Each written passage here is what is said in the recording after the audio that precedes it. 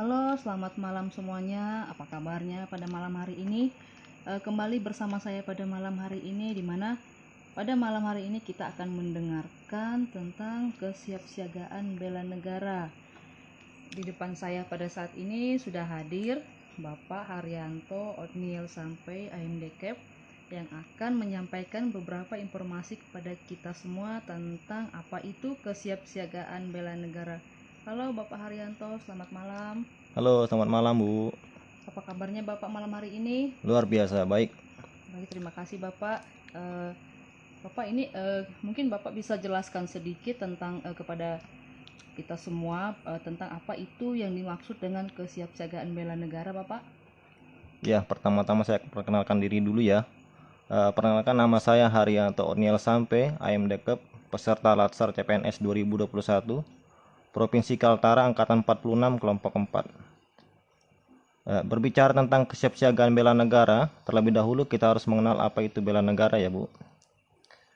Bela negara adalah kebulatan sikap, tekad dan perilaku warga negara yang dilakukan secara ikhlas, sadar, dan disertai kerelaan berkorban sepenuh jiwa raga yang dilandasi oleh kecintaan terhadap negara Kesatuan Republik Indonesia berdasarkan Pancasila dan Undang-Undang NKRI 1945 untuk menjaga, merawat, dan menjamin kelangsungan hidup berbangsa dan bernegara.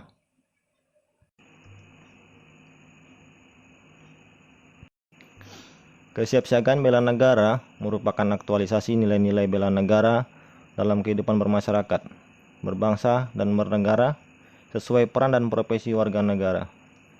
Demi menjaga kedaulatan negara, keutuhan wilayah, dan keselamatan segenap bangsa dari segala bentuk ancaman yang pada hakikatnya mendasari proses nation and character building. Proses nation and character building didasari oleh sejarah perjuangan bangsa, sadar akan ancaman bahaya nasional yang tinggi, serta memiliki semangat cinta tanah air, kesadaran berbangsa dan bernegara, yakin Pancasila sebagai ideologi negara, kerelaan berkorban demi bangsa dan negara. Kesiapsiagaan bela negara merupakan kondisi warga negara yang secara fisik memiliki kondisi kesehatan, keterampilan dan jasmani yang prima, serta secara kondisi psikis yang memiliki kecerdasan intelektual dan spiritual yang baik, senantiasa memelihara jiwa dan raganya, memiliki sifat-sifat disiplin, ulet, kerja keras, dan tahan uji.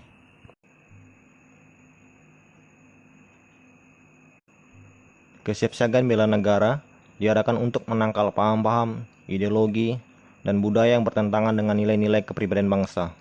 Merupakan kesiapsiagaan yang terintegrasi guna menghadapi situasi kontingensi dan eskalasi, ancaman sebagai dampak dari dinamika perkembangan lingkungan strategis yang guna mempengaruhi kondisi dalam negeri yang dipicu oleh faktor ideologi, politik, ekonomi, sosial budaya, pertahanan, dan keamanan.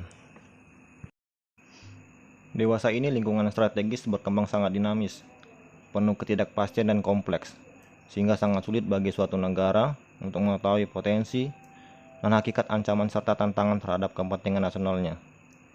Sejalan dengan perkembangan zaman, proses globalisasi telah mengakibatkan munculnya fenomena baru yang dapat berdampak positif yang harus dihadapi bangsa Indonesia, seperti demokratis, penghormatan terhadap hak asasi manusia, tuntutan supremasi hukum, transparansi, dan akuntabilitas.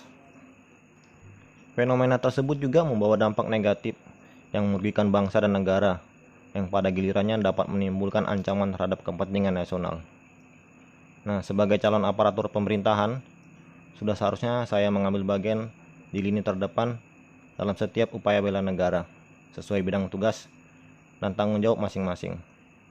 Kesiapsiagaan bela negara bagi CPNS adalah kesiapan untuk mengabdikan diri secara total kepada negara dan bangsa, dan kesiagaan untuk menghadapi berbagai ancaman multidimensional yang bisa saja terjadi di masa yang akan datang. Kesiapsiagaan bela negara bagi CPNS menjadi titik awal langkah panjang pengabdian yang didasari oleh nilai-nilai dasar negara. Ketangguhan mental juga harus ditingkatkan.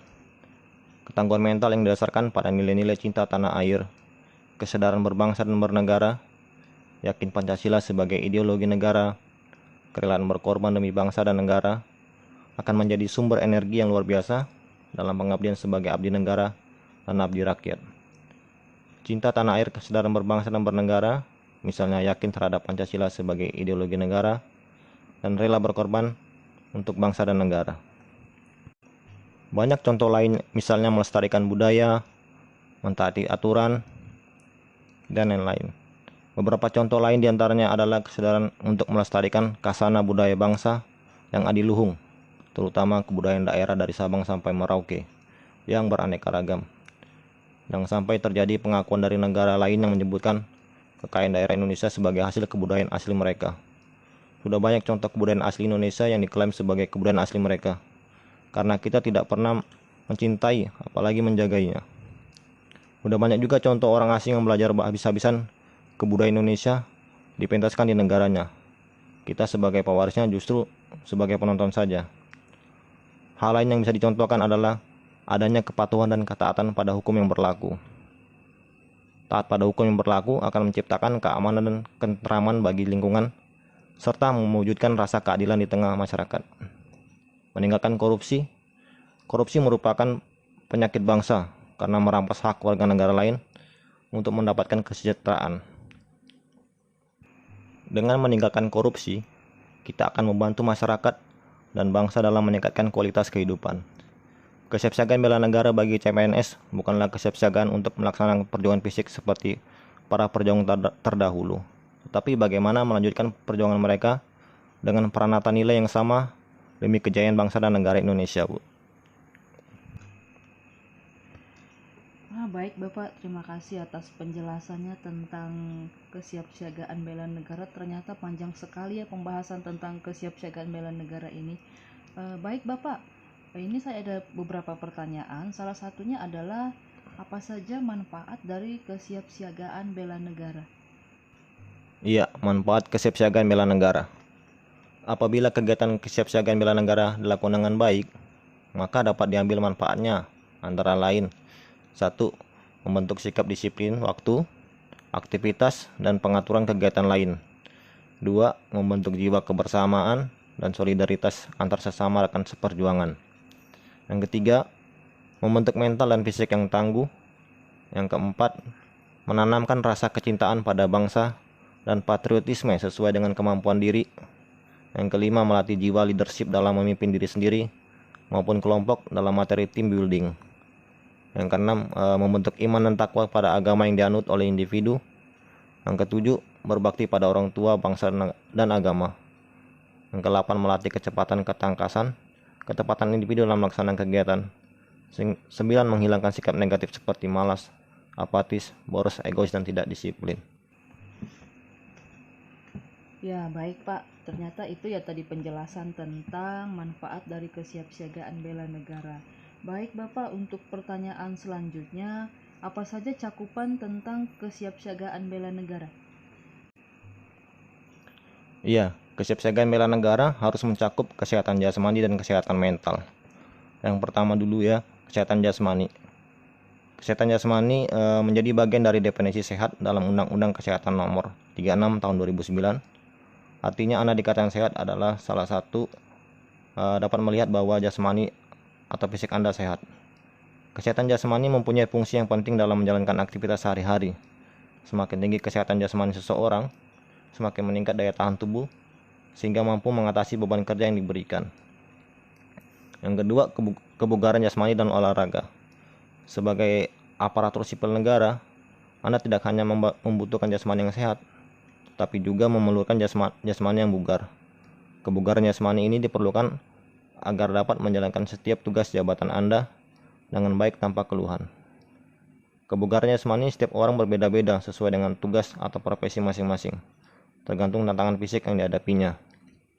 Nah, komponen kebugaran jasmani yang berhubungan dengan kesehatan dapat diukur adalah 1. Komposisi tubuh, 2. Kelenturan atau fleksibilitas tubuh, kekuatan otot, dan yang keempat, daya tahan jantung paru.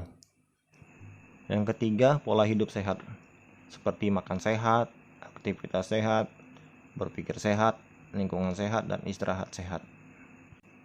Kesiapsiagaan jasmani merupakan serangkaian kemampuan jasmani atau fisik yang dimiliki oleh seorang PNS atau CPNS yang akan menjadi calon pegawai. Kesiapsiagaan jasmani adalah kegiatan atau kesanggupan seseorang untuk melaksanakan tugas atau kegiatan fisik yang secara lebih baik dan efisien.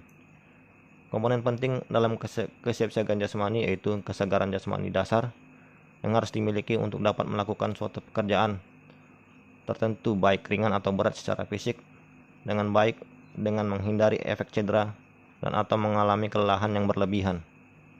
Kesiapsiagaan jasmani perlu selalu dijaga dan dipelihara karena manfaat yang didapat dengan kemampuan fisik atau jasmani yang baik, maka kemampuan psikis yang baik juga akan secara otomatis dapat diperoleh. Ya, adapun manfaat kesiapsiagaan jasmani yang selalu dijaga dan dipelihara adalah 1. Memiliki postur yang baik, memberikan penampilan yang berwibawa lahiriah karena mampu melakukan gerak yang efisien. Yang kedua, memiliki ketahanan melakukan pekerjaan yang berat dengan tidak mengalami kelelahan yang berarti ataupun cedera, sehingga banyak yang dicapai dalam pekerjaannya. Yang ketiga, memiliki ketangkasan yang tinggi, sehingga banyak rintangan pekerjaan yang dapat diatasi, sehingga semua pekerjaan dapat berjalan dengan cepat dan tepat untuk mencapai tujuan. Ya, baik Pak. Selanjutnya, apakah Bapak bisa memberikan contoh apa saja yang termasuk dalam bentuk-bentuk latihan kesiapsiagaan jasmani?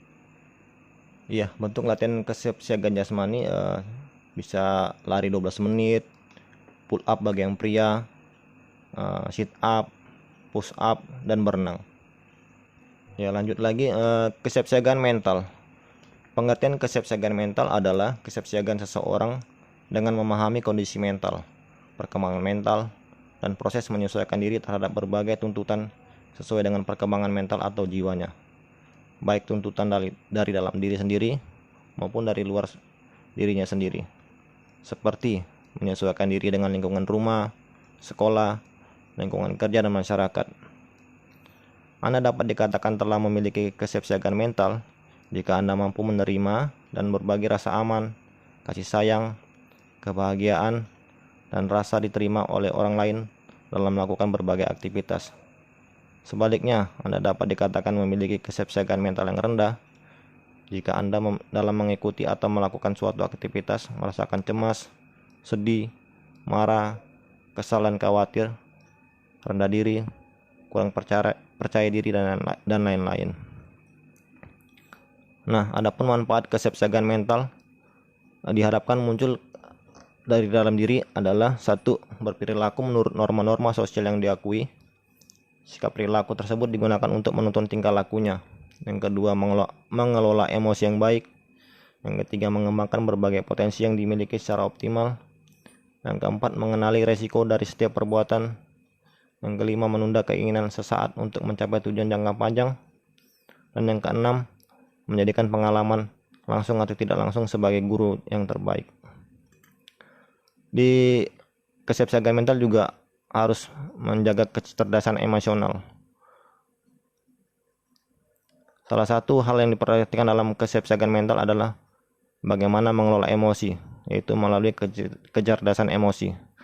Ada 4 dimensi kecerdasan emosi, yaitu yang pertama, kesadaran diri sendiri, yang kedua, pengelolaan diri sendiri, yang ketiga, kesadaran sosial, yang keempat, manajemen hubungan sosial. Wow, terima kasih Bapak, luar biasa sekali ya, luar biasa menarik penjelasannya. Baik Bapak, dalam kesiapsiagaan bela negara yang kita ketahui ada 3 tata yang harus diperhatikan. Apakah Bapak bisa tolong menjelaskan? Iya, ada 3 tata yang harus diperhatikan. Yang pertama, tata tempat. Berdasarkan pasal 1 ayat 7 Peraturan Pemerintah Nomor 62 Tahun 1990, definisi tata tempat adalah aturan mengenai urutan tempat bagi pejabat negara, pejabat pemerintah, dan tokoh masyarakat tertentu dalam acara kenegaraan atau acara resmi. Tata tempat pada hakikatnya juga mengandung unsur-unsur siapa yang berhak lebih didahulukan dan siapa yang mendapat hak menerima prioritas dalam urutan tata tempat. Orang yang mendapat tempat untuk didahulukan adalah seorang yang karena jabatan, pangkat, atau derajat di dalam pemerintahan atau masyarakat. Selanjutnya, Ray dan Erwanto menambahkan bahwa perolehan tata tempat seseorang didasarkan terhadap hal-hal sebagai berikut. Yang pertama, penunjukan atau pengangkatan atau pemeliharaan dalam suatu jabatan dalam negara atau dalam organisasi pemerintah.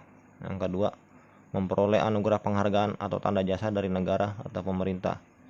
Yang ketiga, pernikahan, seperti halnya seseorang menikah dengan seseorang yang mempunyai kedudukan sebagai pejabat negara, pejabat pemerintah, atau tokoh masyarakat tertentu. Yang keempat, kelahiran, seperti halnya kaum ningrat dan penobatan atau mewarisi kerajaan. Khusus yang ini amat diperhatikan dalam negara-negara dengan sistem kerajaan. Yang kelima, ada hak precessions. Berdasarkan ketentuan peraturan perundang-undangan yang berlaku, maka setiap pejabat negara atau pejabat pemerintah dan tokoh masyarakat tertentu dalam acara kenegaraan atau acara resmi berhak memperoleh penghormatan presesen sesuai ketentuan tata tempat. Ya, yang kedua, tata upacara. Nah, upacara adalah serangkaian kegiatan yang diikuti oleh sejumlah pegawai atau aparatur atau karyawan sebagai peserta upacara, disusun dalam barisan di suatu lapangan atau ruangan dalam bentuk segaris atau bentuk U, dipimpin oleh seorang inspektur upacara dan setiap kegiatan. Peserta upacara melakukan ketentuan-ketentuan yang baku melalui perintah pimpinan upacara, di mana seluruh kegiatan tersebut direncanakan oleh penanggung jawab upacara atau perwira upacara dalam rangka mencapai tujuan upacara. Pengertian tata upacara secara umum adalah suatu kegiatan upacara secara umum di lapangan yang urutan acaranya telah ditentukan oleh instansi atau perkantoran resmi pemerintah. Adapun pengertian tata upacara sesuai dengan Undang-Undang 9 tahun 2010 tentang keprotokolan dalam pasal 1 menjelaskan bahwa tata upacara adalah aturan melaksanakan upacara dalam acara kenegaraan dan acara resmi. Ya, ada juga kelengkapan upacara. Mengingat pentingnya upacara dengan cakupan serta tanggung jawab yang besar di lapangan, maka kelengkapan upacara yang diatur sesuai ada antara lain yaitu 1. Perwira upacara, yang kedua komandan upacara, yang ketiga inspektur upacara, yang keempat pejabat lain sesuai dengan kebutuhan, misalnya perlengkapan keamanan dan lain-lain sesuai dengan kebutuhan. Ya, yang ketiga, tata penghormatan. Tata penghormatan merupakan tata cara pemberian penghormatan dan penyediaan kelengkapan sarana dan prasarana yang diperlukan untuk tercapainya kelancaran upacara. Dalam acara resmi, pejabat negara, pejabat pemerintah dan tokoh masyarakat tertentu mendapat penghormatan berupa yang pertama, pemberian tata tempat, penghormatan bendera negara, penghormatan lagu kebangsaan, penghormatan jenazah bila meninggal dunia, pemberian bantuan sarana dan prasarana yang diperlukan. Ya, baik Pak, terima kasih. Luar biasa sekali ya informasi yang bisa kita dapatkan pada malam hari ini dari Bapak Haryanto tentang penjelasan beliau tentang kesiapsiagaan bela negara. Baik Bapak, terima kasih atas waktunya pada malam hari ini, sudah sudi meluangkan waktunya dan sudah sudi meluangkan pikirannya untuk berbagi informasi kepada kita semua. Selamat malam Bapak, terima kasih dan salam sehat. Terima kasih, selamat malam Bu, salam sehat juga.